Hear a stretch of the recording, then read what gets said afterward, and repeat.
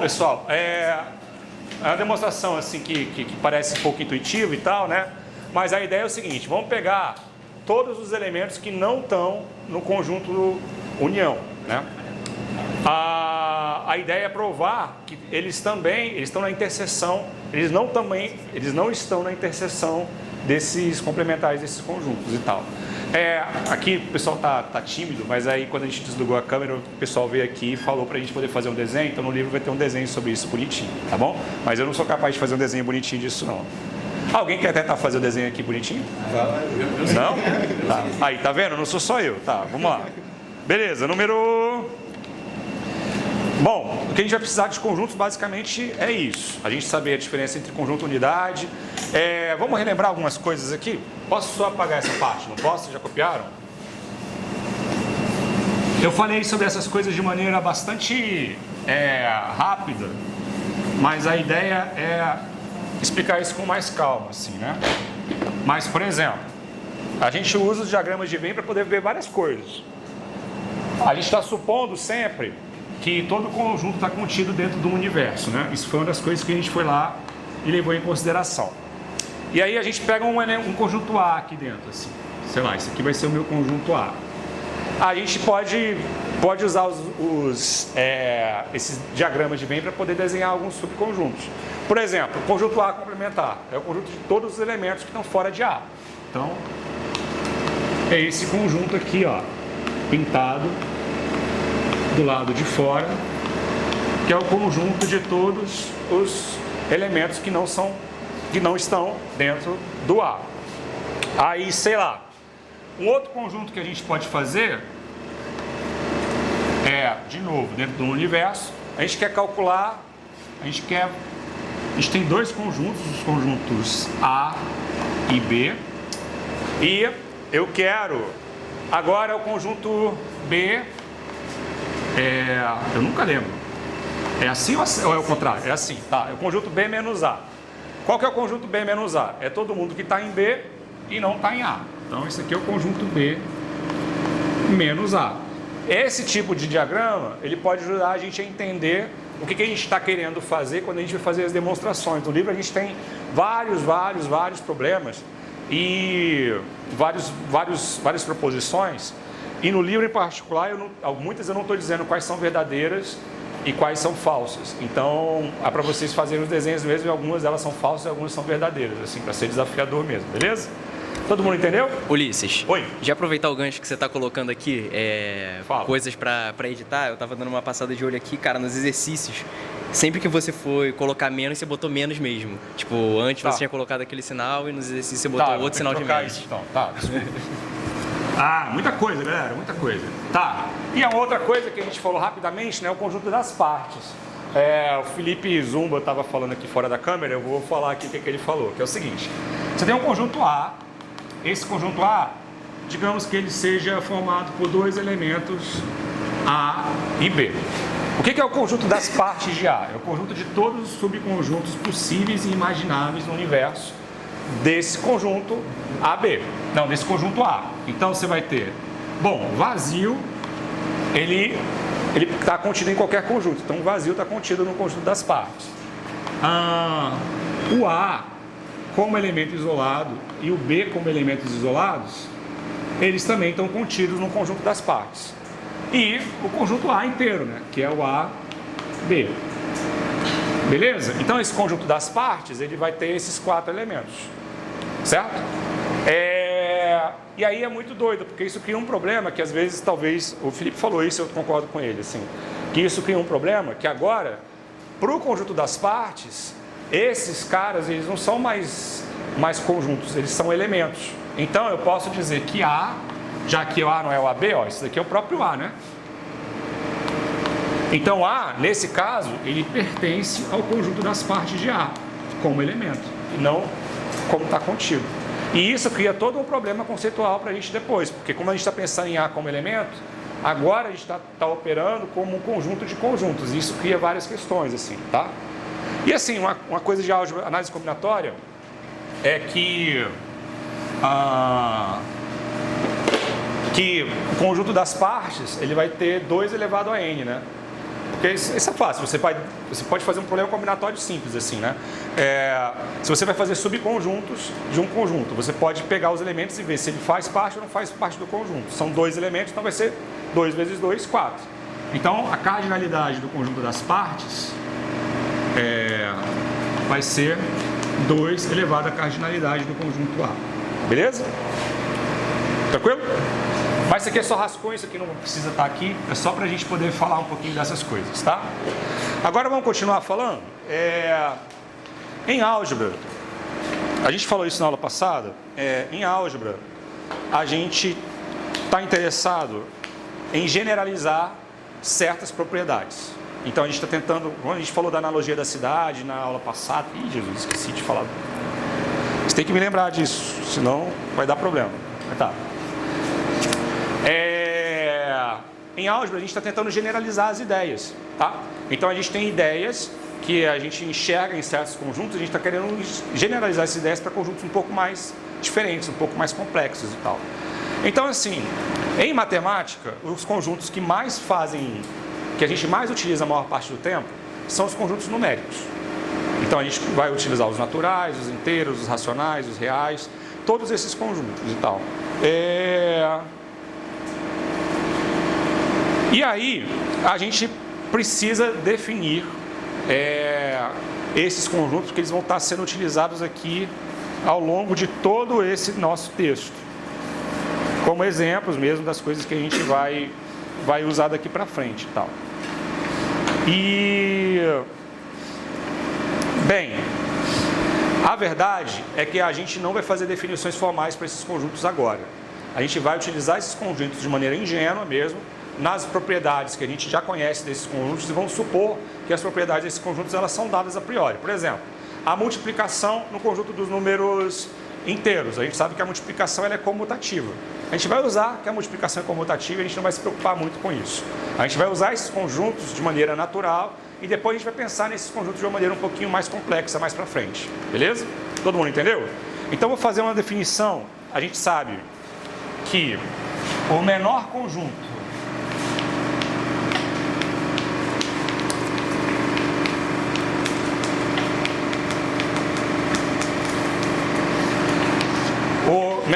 numérico que de interesse para nós é o conjunto dos números naturais, né?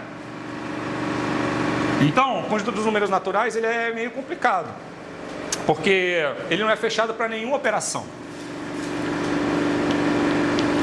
Na verdade, se você soma 2 números naturais, você encontra um número natural. Mas a inversa não é verdadeira. Se você subtrai 2 números naturais, você pode sair de dentro do conjunto dos números naturais. Então, ele é um conjunto que a gente vai utilizar como conjunto de contagem. No final desse capítulo, a gente vai ter toda uma sessão dedicada a tentar entender as propriedades dos conjuntos dos números naturais que a gente vai utilizar mais para frente, como boa ordem, o princípio da indução matemática. Então, essas coisas elas são muito importantes para nós. Mas o conjunto dos números naturais ele é muito, muito limitado. Ele é um conjunto que tem muito pouca coisa, algebricamente falando. E aí você tem um conjunto dos números inteiros, que é o Z, que ele já é bem mais interessante. Quando a gente estiver trabalhando com anéis, que a gente deve falar disso provavelmente na próxima semana ou daqui a 2 semanas, a gente vai tentar enxergar conjuntos que se comportam como o conjunto dos números inteiros. Então, os números inteiros eles têm 2 operações, a multiplicação e a adição, né?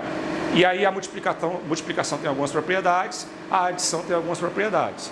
E quando a gente trabalha com anéis, a gente está tentando entender quais são os conjuntos que têm 2 propriedades e que se comportam com essas 2 propriedades de maneira parecida com os inteiros. A gente vai ter bastante tempo trabalhando com os inteiros, a gente deve começar a trabalhar com os inteiros hoje, com algumas coisas interessantes do conjunto dos números inteiros, beleza? Aí depois a gente tem os racionais. Qual é a grande questão dos racionais? Os inteiros, eles são fechados para adição. Ou seja, se você tem 2 números inteiros, você pode somar 2 números inteiros, subtrair 2 números inteiros, que eles vão ser inteiros. Então, eles são fechados para adição.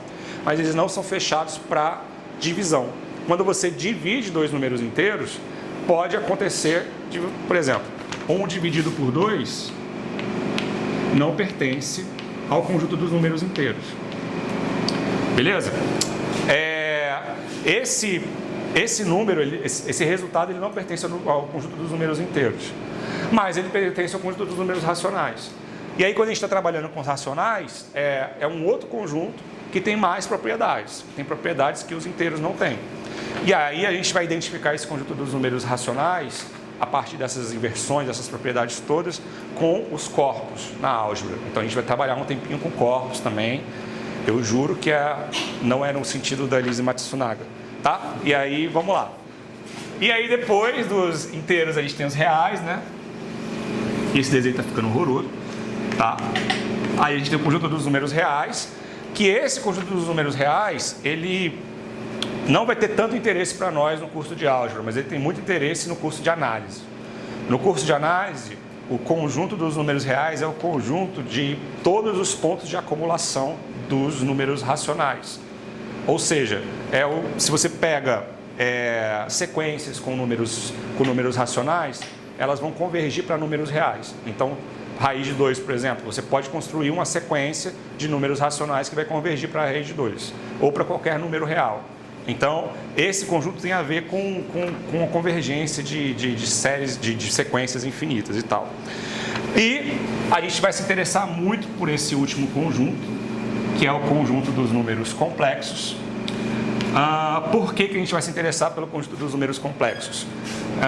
Porque ele vai ajudar a gente a tentar responder o grande desafio dessa nossa aula, que é como é que funciona. Ele vai ser muito importante para resolver polinômios, e a gente vai estar interessado em resolver polinômios nesse nosso curso, porque isso é uma parte importante da teoria de Galois. Pode falar. Isso. Pega aí o microfone. Fala. Eu só queria tentar entender que eu olhei o desenho, esse que o senhor colocou no quadro, e me veio logo os irracionais na cabeça. E queria entender só por que o senhor de repente não falou dos irracionais. E me veio um desenho do livro do Dante, que para mim fica um pouquinho mais claro. Quando ele pega esses conjuntos, ele faz um retângulo, divide em duas partes, não precisa ser exatamente no meio.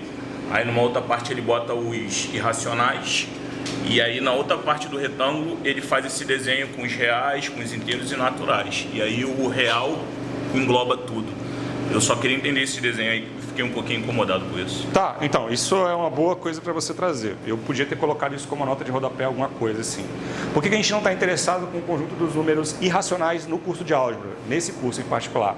Porque eles são um conjunto que não são fechados para as operações. A gente está olhando os conjuntos para as operações. Você pode somar dois números irracionais e o resultado não ser irracional, mesmo somando. Então, o conjunto dos irracionais não é um anel, que é uma coisa que os inteiros, por exemplo, são um anel, entendeu? Então, os irracionais também não vão ser um corpo e tal. Então, assim, eles fazem sentido pedagogicamente, no sentido de, esse conjunto tipo, os irracionais é o complementar dos reais em relação aos racionais, né? O que é real e o que não é racional e tal. Mas, para nós, para esse curso, é um conjunto que não faz sentido a gente ficar pensando nele, assim, no sentido de que ele não é operacional. A gente pensa na álgebra a partir das nossas operações e tal. Beleza? Então é isso. Acho que eu devia colocar isso no texto também. Então, eu vou escrever aqui na lista de explicar por que não falei dos irracionais. Tá?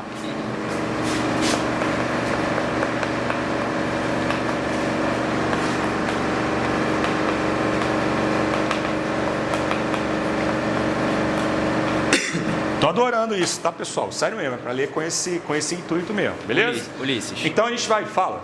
Eu tenho duas problematizações sobre o mesmo tema.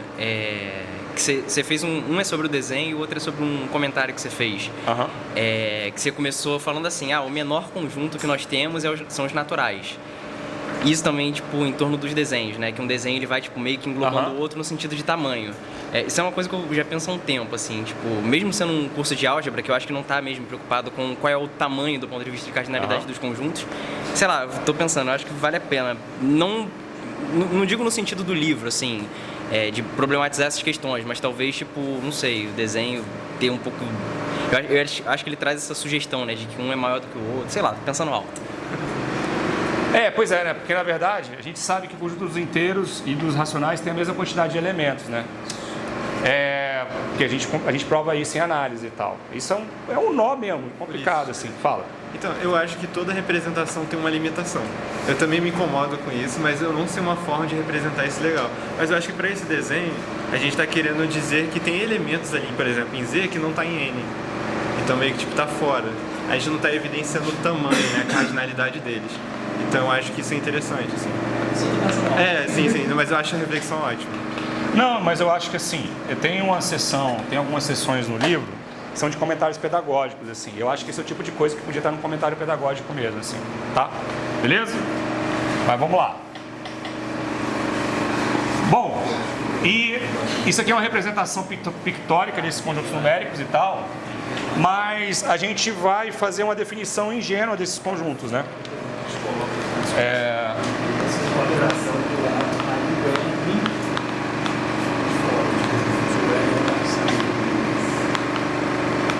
Como eu falei, né? A gente vai definir aqui, ó, os naturais são... E aqui, ó, não vou discutir isso não, tá? Para mim, 0 é natural e a gente aceita isso e pronto. A gente discute isso outro dia. Tá bom? Eu sou da igreja de que o 0 é natural. Tá. Agora vamos lá. Os inteiros, né? Que é... Bom, os naturais com sinais, né? Então, vai lá.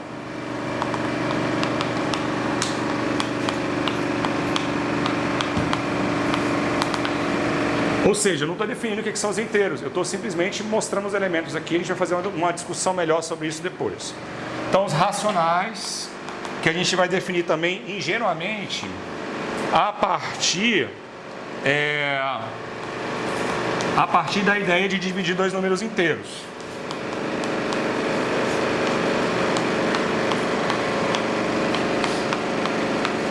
Opa! Aqui é minúsculo, né? P, Q... que não diferente de 0. E aí a gente já vai ver um problema aqui, né? Porque essa representação não é única. Na verdade, se eu faço todas as divisões aqui, eu tenho infinitas representações para esse conjunto, tá bom? Os reais, que é a união dos racionais e irracionais. E aí, de novo, não vou fazer essa discussão agora.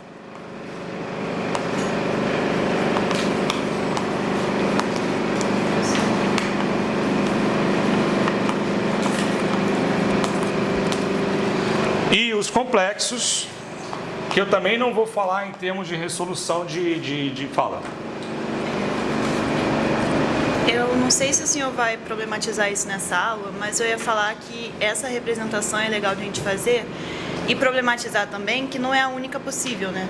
Porque a gente às vezes faz uma matemática muito rígida e só mostra essa possibilidade. Mas, por exemplo, nos inteiros, tem um livro do Vitor Giraldi e da Letícia Rangel que eles trazem outra representação possível, que é até melhor em certos aspectos, que é, por exemplo, começando com 0, e aí depois você bota menos 1, menos 2...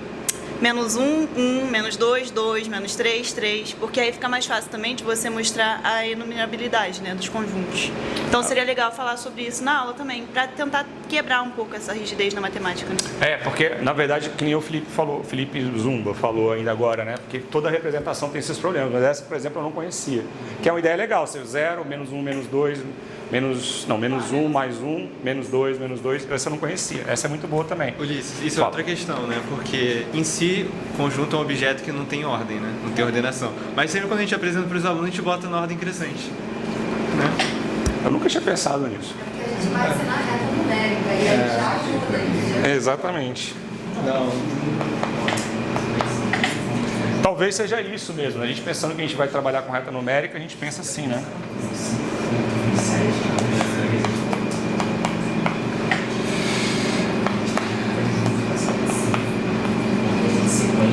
E aí essa definição, já a gente volta. Agora eu